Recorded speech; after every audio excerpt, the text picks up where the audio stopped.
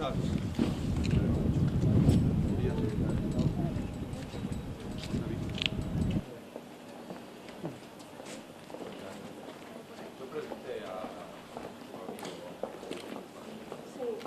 tal? ¿Cómo está usted?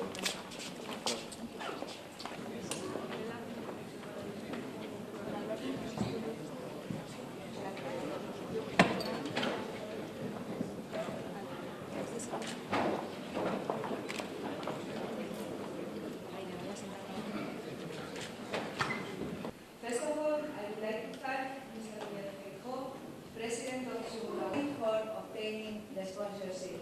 Mr. Luis Mora is the Managing Director.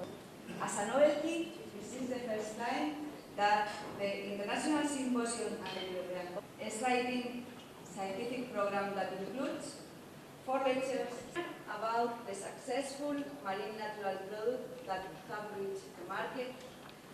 As I urge you to make all the product that the sea is offering to us.